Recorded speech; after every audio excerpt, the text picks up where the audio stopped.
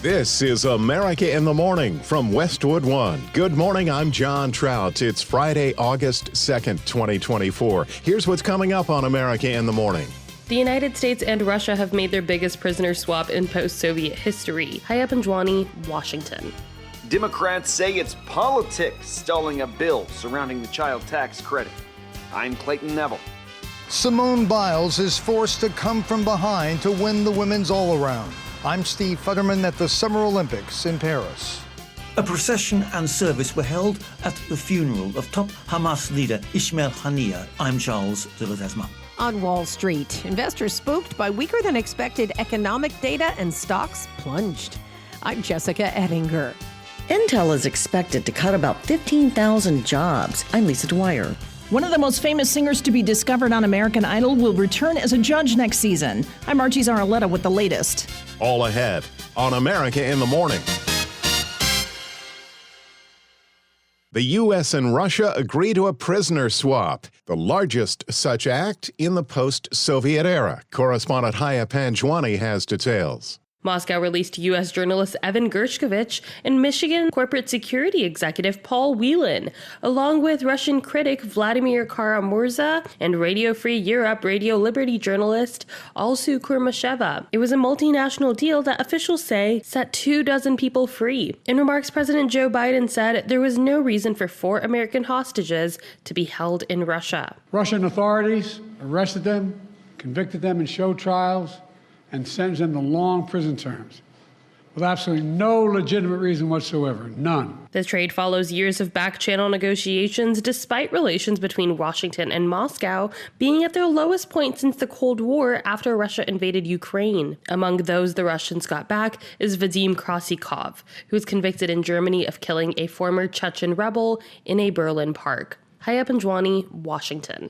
Democrats point to politics as an expansion of the child tax credit fails to pass the U.S. Senate. Correspondent Clayton Neville reports. Senate Republicans voted to block legislation that would have expanded the child tax credit, which for millions of American families has been a critical tax break. Without an expansion by Congress, the child tax credit will shrink from $2,000 to $1,000 per eligible child after next year. The Wyden-Smith bill had bipartisan support in the House, and it needed 60 votes in the Senate to get through. It did not get there. Instead of jumping at the opportunity to get this tax bill done, some Senate Republicans are organizing against tax relief. A frustrated Senate Majority Leader Chuck Schumer pointed to some Republicans. Some of them were passing out leaflets at their lunch yesterday, smearing the bill. Here's one of the nonsensical arguments Senate Republicans made against this tax bill. You don't dare pass it, they said, because God forbid it actually helps American families, and then Democrats will get some credit. Democrats alleging the bill failed because Republicans feared it could provide a big win for Democrats ahead of the November election. Some Republicans argued, though, that the bill does not impose strict enough work requirements for Americans who get the child tax credit. I'm Clayton Neville. Simone Biles proved once again why she's considered one of the greatest gymnasts of all time. Correspondent Steve Futterman has that story. The great Simone Biles entered last night's all-around competition here in Paris as a huge favorite. But midway through the event, she was uncharacteristically in third place. On the uneven bars, she had a very uneven performance. It was at that point that Biles showed why most people consider her the GOAT. Solid performances on the balance beam and floor exercise moved her from third to first and gave her again the all-around gold medal. All in all, I'm super proud of my performance tonight and the fight that I've had for the last 3 years, mentally and physically, just to get back. Competing on a world stage, Olympic Games, is an amazing experience, so I couldn't be prouder. Biles is expected to compete in 4 more events here and has legitimate chances in all 4. Katie Ledecky picked up another medal last night, a silver in the women's 4x200-meter freestyle relay.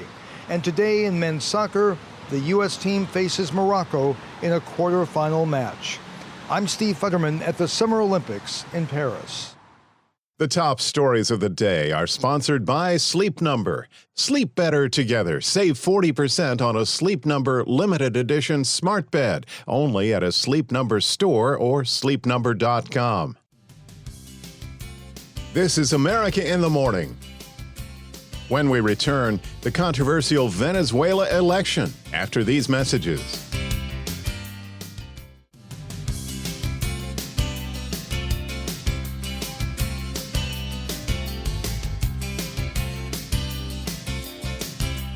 The National Friday forecast is in on America in the Morning. Here's AccuWeather.com meteorologist LaTroy Thornton. In the southeast, residents will have the rest of today to prepare for a tropical rainstorm that is expected to track to the south of the Bahamas through the day today. This feature is expected to move into the eastern Gulf of Mexico Saturday night before becoming a tropical storm, with the worrisome potential that this feature may stall out off the Florida coastline or only move very slowly over the region early next week, delivering days of extreme rainfall from the Sunshine State to at least coastal areas of the Carolinas.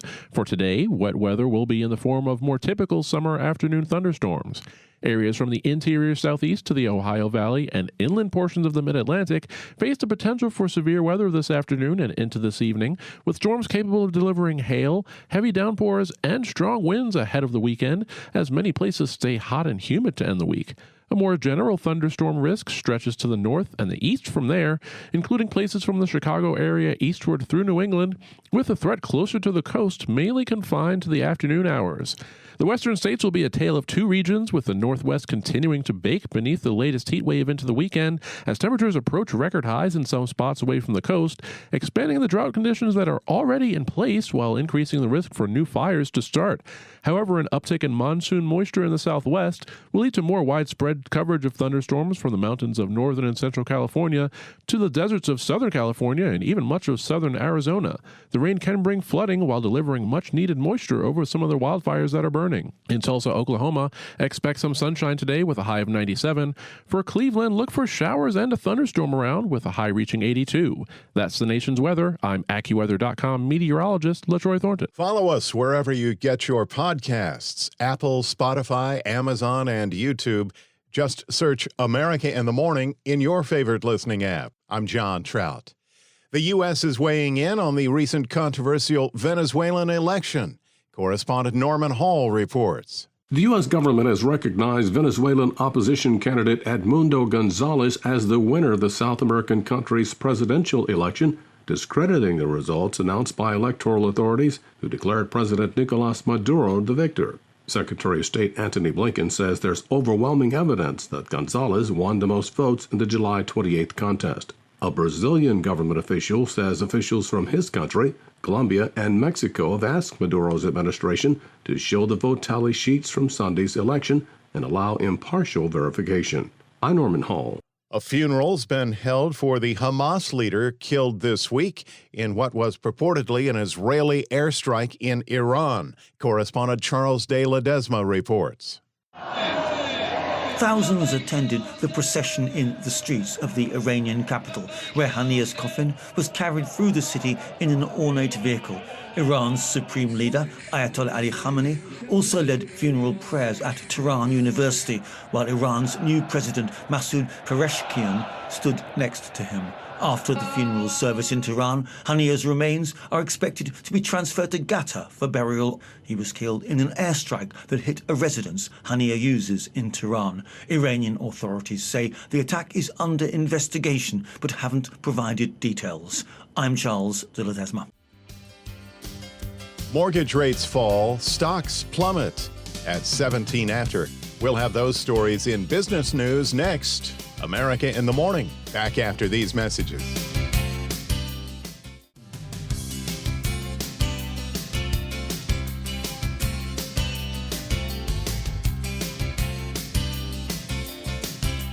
America in the Morning, back with you now. The Business Report is brought to you by Fisher Investments. Fisher Investments has a team of specialists in investing, financial planning, estate planning, and more. Learn more at FisherInvestments.com. Here's CNBC's Jessica Ettinger. Wall Street opens this morning after a sell-off for stocks. Investors worried about some weaker than expected economic data. The Dow was down almost 500 points. Two of the Magnificent Seven companies reported quarterly results after the closing bell last night. Apple, its shares were up in extended trading, better than expected sales, which rose 5%. Amazon Shares were down on disappointing revenue in the quarter. Look, Amazon is a lot less profitable than people think. I mentioned Facebook's generated $60 billion in free cash flow over the last 5 years. Amazon has burned or lost $125 billion in free cash flow over the last 5 years. Most people think it's a really profitable business. It's not. New Construct's David Traynor on CNBC. Today is a Jobs Friday. The July employment report out at 8:30 a.m. Eastern Time. Expectations are low as the job market returns to pre-pandemic normal. The jobs number is going to be weak. This is, in any kind of soft landing, it's not like you're landing on a down pillow.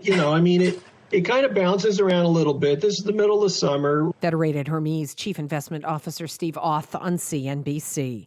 If you or someone you know is looking for a house this weekend, mortgage rates just hit their lowest since before last Christmas, 6.6% now for a 30-year fixed-rate home loan.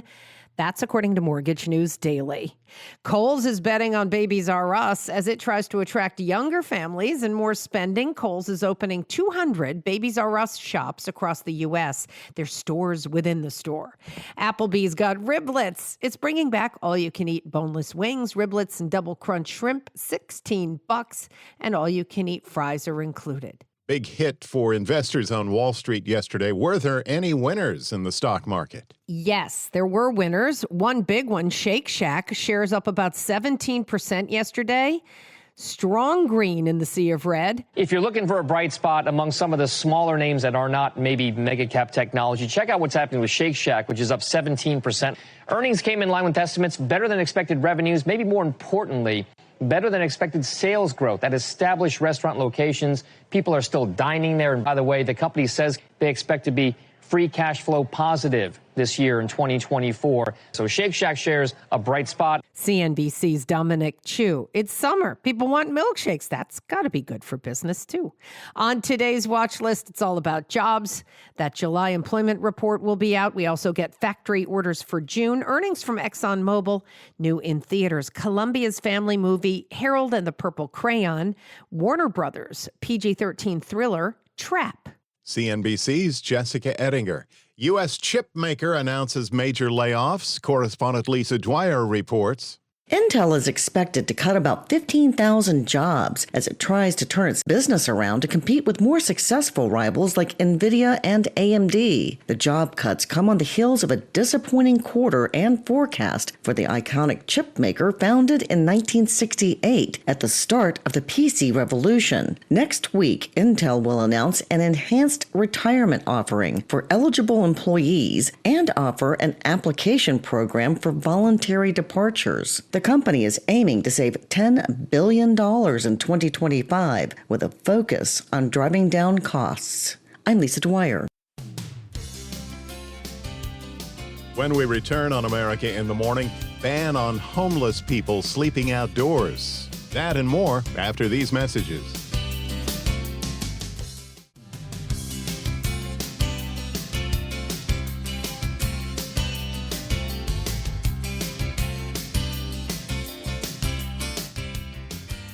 This is America in the Morning. Welcome back. A court challenge filed against Spokane's ban on homeless people sleeping outdoors. Correspondent Jackie Quinn explains.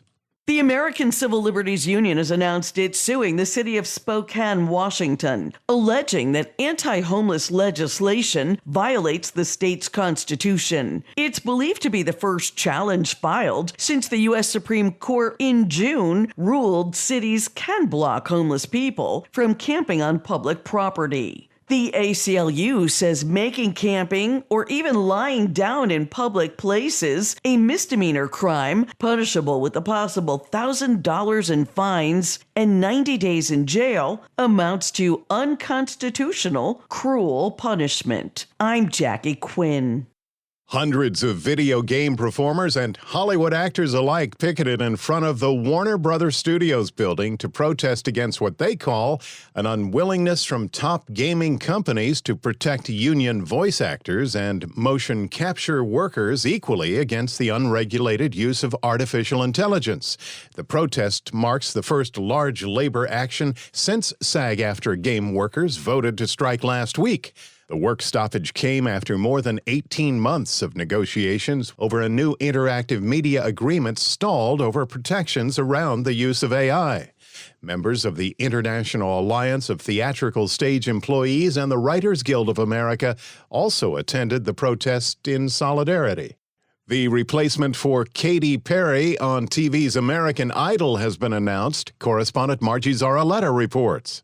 Carrie Underwood will join Lionel Richie and Luke Bryan on the judges panel for American Idol. She replaces Katy Perry, who is leaving to pursue her own projects. Underwood won the 4th season of American Idol in 2005. Underwood says in an emotional video she is proud of everything she accomplished on the show and everything she's accomplished since. Auditions for the next season begin August 12th with the Idol Across America talent search. The new season with Underwood as judge begins in the spring. I'm Margie Zaraletta. America in the Morning for Friday, August 2nd, 2024 is produced by Alexander Hinton. Our senior producer, Kevin Delaney. I'm John Trout. This is Westwood One.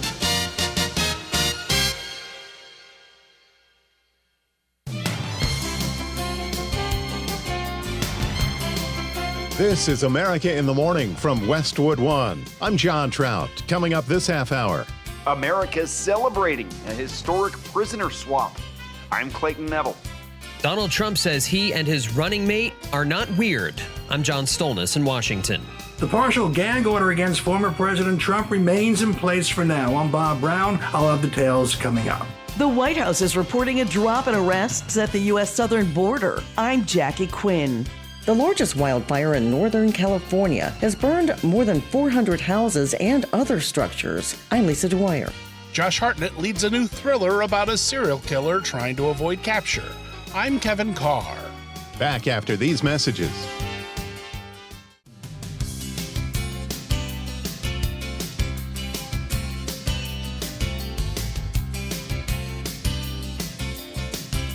Welcome back. You're with America in the Morning. Heavy winds, high surf, and severe downpours expected in Florida over the weekend as the Atlantic hurricane season continues. With the Friday forecast for the entire nation, here's AccuWeather.com meteorologist LaTroy Thornton. This afternoon and evening bring the risk for severe weather from northern Mississippi, Alabama, and Georgia across inland sections of the Carolinas and northward from southeastern Ohio to southern Pennsylvania and even the nation's capital, as a hot and moisture-laden air mass ahead of a slow-moving cold front provides ample energy for potent thunderstorms. Any of these storms can bring flooding downpours, hail, and damaging winds, with the afternoon and evening timing threatening to cause some travel disruptions as well for anyone making a weekend getaway. Coverage of general thunderstorms extends from the eastern Great Lakes and interior Northeast through New England, with even coastal areas able to pick up a rumble of thunder later today. Otherwise, places across the South have a hot day in store, with widespread AccuWeather real field temperatures over the century mark and even exceeding 110 degrees from the Gulf Coast, possibly as far inland as southern Arkansas. For the center of the country, most places will have a dry but hot Friday, with plenty of 90-degree temperatures scattered around the plains, and some spots in Texas and Oklahoma will again have temperatures in the triple digits. Thunderstorms may build late in the day and into the evening from eastern Colorado into western parts of Nebraska and Kansas, some of which can bring intense downpours and strong wind gusts. West of there, the story today will start off with another heat wave in the northwest, with hot conditions likely to last through the weekend. Some inland areas from Washington and Oregon eastward to Montana and Wyoming are in line for near daily record highs as both the drought and the risk for wildfires grows. That's the weather across America. I'm AccuWeather.com meteorologist LaTroy Thornton. I'm John Trout. Remember to follow us wherever you get your podcasts: Apple, Spotify, Amazon, YouTube. Just search America in the Morning in your favorite listening app. 4 Americans released from prison in Russia, part of what President Biden is calling an historic prisoner exchange involving multiple countries. With the latest, here's Correspondent Clayton Neville. The announcement was made by National Security Advisor Jake Sullivan. Completed one of the largest and certainly the most complex exchange in history. And Paul Whelan, Evan Gershkovich, Alsu Kurmasheva, and Vladimir Kara-Murza, 3 American citizens and 1 American green card holder, are finally coming home. Russia released Wall Street Journal reporter Evan Gershkovich, former Marine Paul Whelan, journalist Alsu Kurmasheva, and Vladimir Kara-Murza Jr. Grishkovich was wrongly sentenced to 16 years in prison last month after he was found guilty of espionage. Whelan had been detained since he visited Russia back in 2018, also convicted of espionage. The charges in both cases deemed bogus by the U.S. The Americans among a total of 24 prisoners released involving 7 countries. Germany, Poland, Slovenia, Norway, and Turkey, they all stepped up and they stood with us. They stood with us. And they made bold and brave decisions, released prisoners being held in their countries who are justifiably being held, and provided logistical support to get the Americans home. President Biden says there's nothing that means more to him than protecting Americans at home and abroad. And so we'll continue to work for the release of all wrongfully detained Americans around the world. The West releasing a number of so-called Russian thugs in exchange for the prisoners, to include former coordinators of regional offices of the late opposition figure Alexei Navalny. President Biden celebrating the deal by singing happy birthday to the daughter of one of the American prisoners who's coming home. Happy birthday to you. Happy birthday to you. Happy birthday, dear Mary. Joey Reed's the father of Trevor Reed, a former U.S. Marine who was released from a Russian prison as part of a prisoner swap with Russia in recent years. He knows the Whelan family well. They're going to be bombarded with every media organization on 3 continents, and they're going to be overjoyed, obviously, and that'll overrule everything else. And they're going to be concerned with Paul's health and where he's going. How soon can they see him, and what help he can get immediately? So they've got a lot of things they're juggling today. Well, Washington is welcoming the prisoners back home. In a joint statement, House Speaker Mike Johnson and Senate Republican leader Mitch McConnell called the release encouraging news, but said they recognize trading hardened Russian criminals for innocent Americans does little to discourage Putin's reprehensible behavior. I'm Clayton Neville. The race for the White House continues to heat up. Many polls show Vice President Kamala Harris making strides since Joe Biden dropped out of the race. In some swing states, VP Harris leads former President Trump. Following the campaigns, our John Stolnis in Washington. Pennsylvania Governor Josh Shapiro canceled 3 major fundraisers in the Hamptons set for this weekend. Amid growing speculation, it could be a sign that he will be Vice President Harris's pick as running mate. However, the short list is also said to include Minnesota Governor Tim Walz and Arizona Senator Mark Kelly, although neither has changed their schedules in advance of an announcement. Harris is expected to have her running mate by her side at a rally in Philadelphia on Tuesday. Yesterday, she delivered the eulogy for the late Congresswoman Sheila Jackson Lee in Texas. I express my sincere and deep gratitude for all she had done. And I told her she had such an impact on me. In those remarks, Harris accidentally referred to herself as president before quickly correcting herself. Meanwhile, the Trump campaign is following up on his claims from Wednesday, in which he said he didn't know Harris was part black and that she only recently started claiming that part of her heritage. His running mate, Senator J.D. Vance, told reporters during a border stop in Texas that the former president is making a clear point. All he said is that Kamala Harris is a chameleon. She goes to Georgia 2 days ago. She was raised in Canada. She puts on a fake Southern accent. She is everything to everybody, and she pretends to be somebody different depending on which audience she's in front of. I think it's totally reasonable for the president to call that out. A new tactic by the Harris campaign and her surrogates has been to label Trump and Vance as weird, a claim Trump rejected in a radio interview with conservative host Clay Travis. Well, they're the weird ones, and if you've ever seen her with the laugh and everything else, that's a weird deal going on there. They're the weird ones. Nobody's ever called me weird. I'm a lot of things, but weird I'm not, and I'm up front, and he's not either, I will tell you. J.D. is not at all. They are. Wyoming Republican Senator Cynthia Lummis, who has endorsed Trump, joined others on Capitol Hill, saying Trump focusing on Harris's race is, quote, not helpful to anyone in this election cycle. John Stolnis, Washington. Simone Biles has reasserted her dominance as the greatest American gymnast of all time with her latest Olympic triumph. Correspondent Gethin Coolbaugh reports.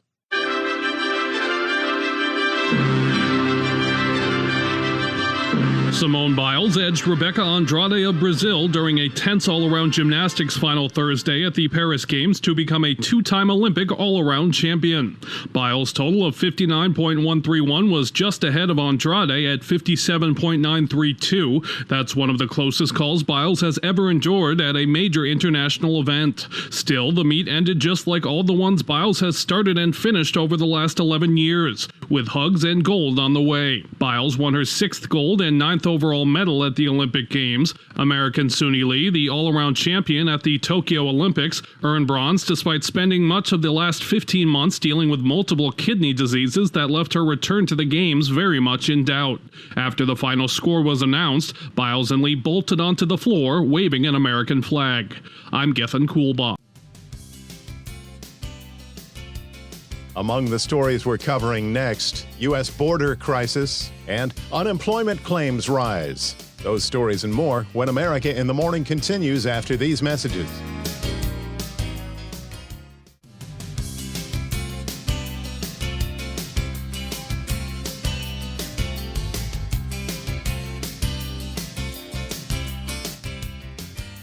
Welcome back to America in the Morning. I'm John Trout. A partial gag order against former President Trump involving his trial in New York remains in place for now. Correspondent Bob Brown has details.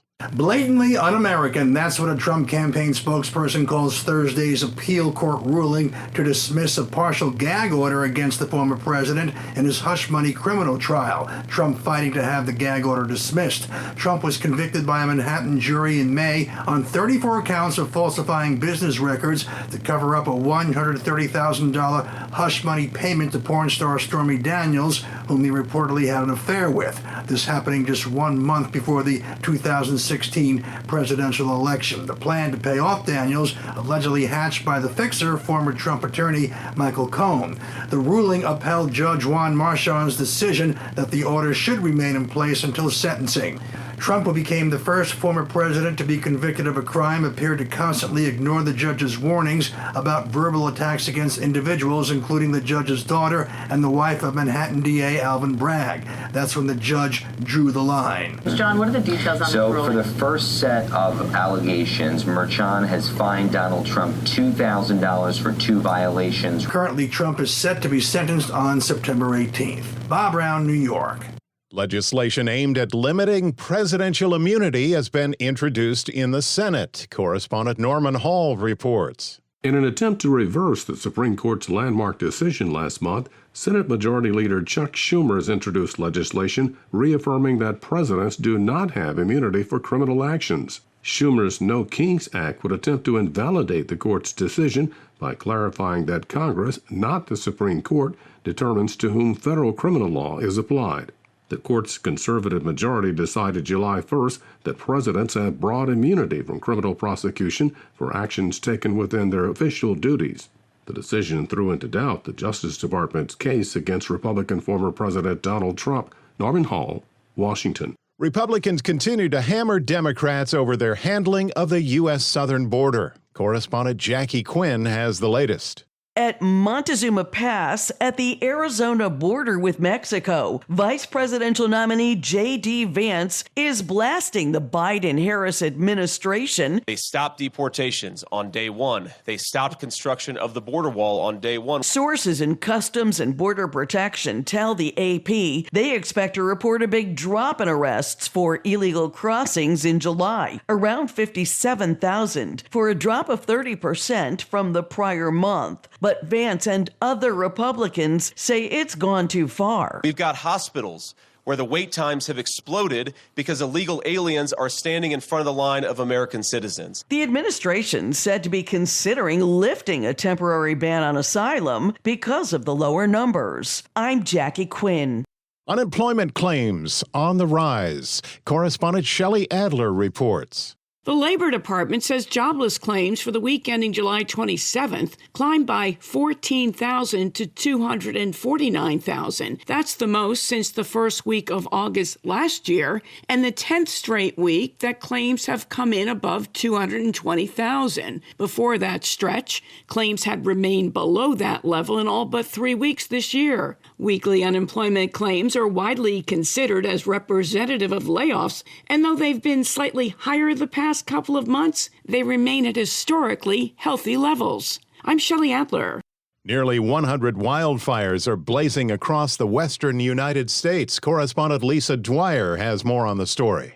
The largest wildfire in Northern California has burned more than 400 houses and other structures. Ryan Wahlberg with the National Weather Service says that even though weather this week has helped with containment of the California Park Fire, the weather pattern is changing. By Friday afternoon, we expect a push of monsoonal moisture into the region, and that'll bring us at least a chance for some thunderstorms as we get into Friday evening and into Saturday morning. The concern with thunderstorm is any gusty outflow winds that would push the fire itself or create some new fire ignitions within the vicinity of the park fire. In Colorado, a wildfire burning in California's heavily populated Front Range region has burned dozens of homes and outbuildings, while a second fire crept within a quarter-mile of evacuated homes near Denver. And new large fires have been reported in Idaho, southeast Montana, and North Texas. I'm Lisa Dwyer. The on-again, off-again net neutrality rules have been put on hold again in an appeals court. Chuck Palm explains what all that means in today's Tech Report. U.S. Appeals Court has blocked the FCC's reinstatement of the landmark net neutrality rules. The proposed legislation of net neutrality was the principle that all information moving across the internet should be treated equally, and that internet service providers could not charge a premium or throttle access based on priority of traffic. Primarily, internet service providers were opposed to net neutrality, saying it created unnecessary regulation and interfered with network management, as well as investing in infrastructure and upgrades to equipment. Those in favor of net neutrality say that it preserves digital rights and freedoms and encourages competition, as well as preventing prejudicial service. Many believe that this was just extra government regulation that was just not needed. The Sixth Circuit Court of Appeals, which had temporarily delayed the rules, said it would block net neutrality and scheduled additional oral arguments in late October or early November. Weigh in at allthetoptech.tech. I'm Chuck Palm. With Friday Sports on America in the Morning, here's Robert Workman. At the Paris Olympics, 7 medals for the U.S., 4 of them gold on Thursday. The U.S. won its first ever team gold in fencing, taking the women's foil. And they won the men's 4 rowing, plus 3 more in the pool. Gold for Kate Douglas in the 200-meter breaststroke. I wanted to give them a show, and I'm glad they got to see that in person. Silver for the U.S. in the 200 butterfly and the 4x200 freestyle relay. Katie Ledecky in that quartet, earning her 13th medal all-time, the most ever by an American woman athlete, and second only to Michael Phelps among all swimmers. Adding in Simone Biles and Suni Lee, Team USA now leads with 37 medals, 9 of them gold. That trails only China's 11, plus 15 silver and 13 bronze. NFL Hall of Fame game in Canton, Ohio. The Bears beat the Texans 21-17. The contest called late in the third quarter due to heavy rain and lightning. Brett Rippon, vying for the backup job behind number 1 pick Caleb Williams in Chicago, threw 3 touchdown passes.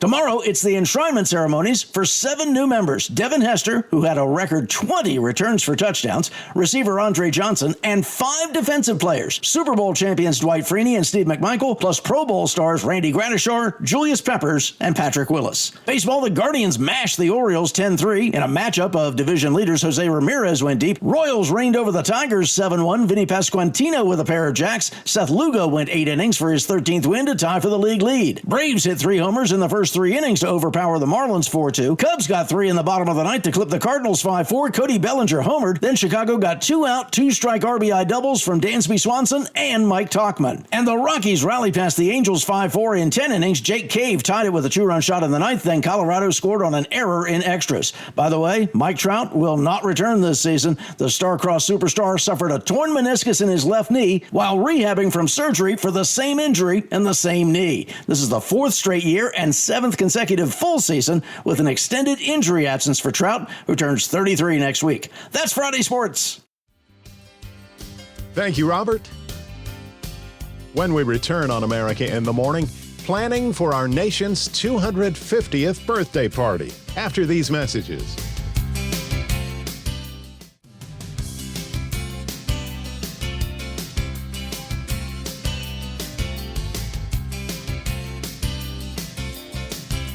This is America in the Morning. Famed director M. Night Shyamalan has a new thriller in theaters. Correspondent Kevin Carr has that story. M. Night Shyamalan stays in his comfort zone with the new thriller, Trap. 2514 can transmit on text. What's with all the police everywhere? I'm not supposed to tell. The story follows a serial killer hiding as a normal family man who takes his daughter to a concert only to learn he's been targeted by police. He must then use his wits to escape capture. They're watching all the exits. They're checking everyone that leaves. There's no way to get out of here. I've been a fan of Shyamalan since his debut 25 years ago, and he works best when he's doing straightforward Twilight Zone movies and overt suspense. With that in mind, he weaves a clever game of cat and mouse here. He's realized he can't get out. He's going to try to cause chaos. There are some silly moments, like the casting of his daughter Salika as the hot young pop star, and a few too many twists that leave you thinking, well, that was a coinky-dink. But for the most part, the story keeps you guessing and takes you beyond just a simple sting at a rock concert. I've never felt this before. I feel out of control. Josh Hartnett is the MVP here, playing the perfect psychopath whose normal demeanor never quite rings true, but is still completely believable. Dad, what are you doing? You're acting weird. The film goes on a bit too long, but overall it's a slick summer thriller that kept my interest. This dude is next level insane. Trap gets 3.5 concert tickets out of 5. I'm Kevin Carr, and that's the way I see it. Former presidents from opposite sides of the aisle are joining a commission planning America's 250th birthday party. Following the preparations, correspondent Jennifer King. George W. Bush and Barack Obama will join America 250, an organization created by Congress to oversee upcoming commemorations in 2026 of the 250th anniversary of the signing of the Declaration of Independence. The former presidents, along with First Ladies Laura Bush and Michelle Obama, will serve as honorary national co-chairs. Former U.S. Treasurer Rosie Rios says the 250th birthday, a celebration of democracy, is a grassroots effort that all Americans can be a part of. The commission's leaders hope that bringing together the two recent Democratic and Republican presidents will serve as an example of bipartisan cooperation in an era of polarization. Events include a formal launch on July 4th, 2026 during a Brewers-Cubs game in Milwaukee and include a service project, an initiative to compile oral histories, and a nationwide contest for students. I'm Jennifer King. America in the Morning for Friday, August 2nd, 2024 is produced by Alexander Hinton. Our senior producer is Kevin Delaney. I'm John Trout. This is Westwood One.